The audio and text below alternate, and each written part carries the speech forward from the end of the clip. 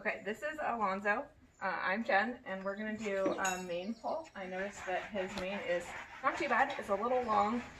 It's a little thick for my taste as well, and so I started pulling his mane and I realized we could make a video about it. So this half of his mane is done. I've already done it a little bit, but I wanted to walk through the other steps in my technique for pulling manes.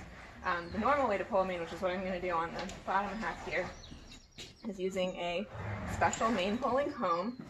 And there's a couple of things about this comb that are really interesting. In the inside edge between all of the teeth, it's actually a little bit sharp.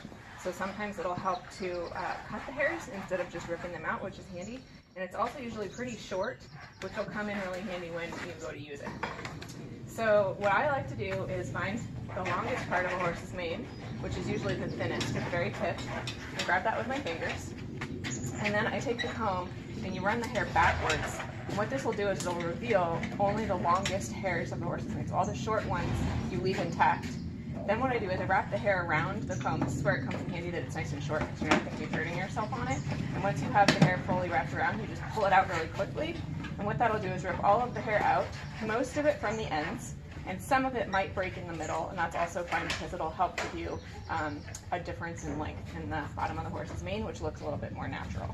So for any given section of the mane, you can see it's a little longer. You can go as short as you want. I find that most horses' manes do something that's really helpful, where they'll all start to curl when the hair is about 4 inches long. So you can see right here, here's the first curl of the horse's mane. So that's usually where I try and get the end of my mane to go to once it's been trimmed. So for starters, it starts down here. You can see there's a little wave in the hair here. Where that wave starts, that's kind of the end goal of what I want the hair to be at when it's done. So here's a little wavy at the bottom. So I'm going to take off just an inch of this horse's mane.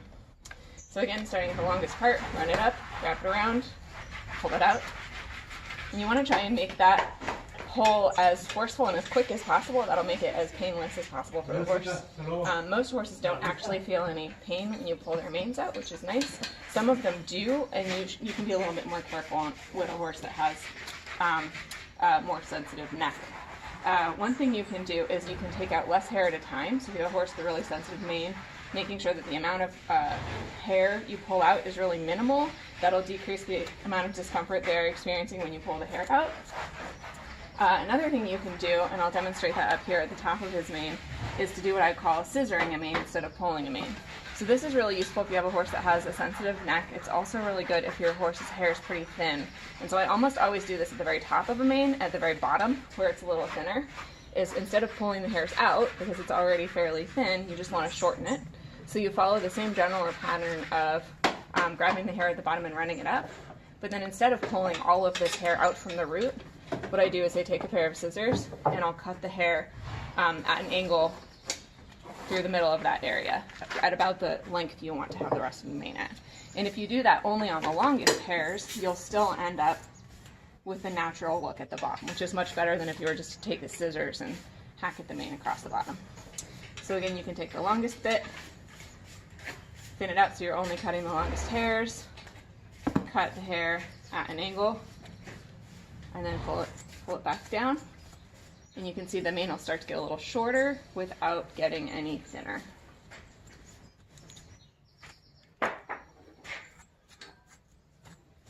Just do a couple up here at the top. Again, longest hairs,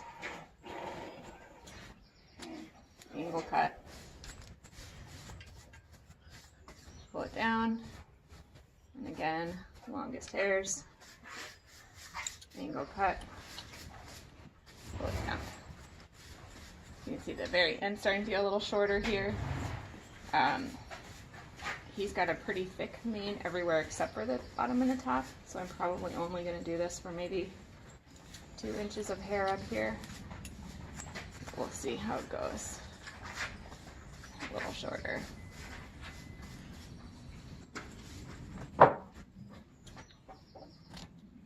And the reason that I cut at an angle is because that way not every hair that I'm slicing there is going to go exactly the same length, and that'll help make it look more natural than if you were to cut it straight across. I also usually cut it at this angle, going from below on the right to above on the left, because I'm right-handed and it's easier for me to hold the scissors that direction. But that also means that when I do a horse's mane, I almost always start at the bottom and move towards the top, so I'll be cutting to the same length with my scissors in the same position all the way across. If I was left-handed, I would start at the left and go to the right, so you're leaving the longest hairs in the direction in which you're about to cut them, so they still end up the same length at the end. So here you can see the top of his mane is already a little shorter because of this technique, which is great. There's a little long bit.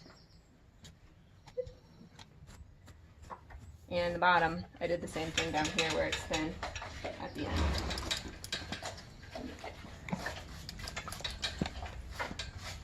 Shorter but not thinner.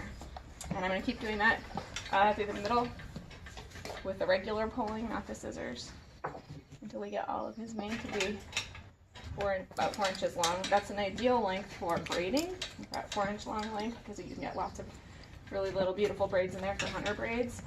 But also for jumpers, having a nice short mane like that keeps them cool.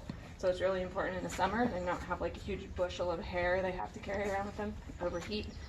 But it's also great for keeping them clean. It gives you access to their neck, so if they're sweating underneath, you can clean it. It's just generally a good idea. There's nothing that's going to get caught in it. It won't be snarly or, I don't know, catch sticks or shavings or anything. It'll all be much easier to maintain the horse's cleanliness and health with a nice short mane.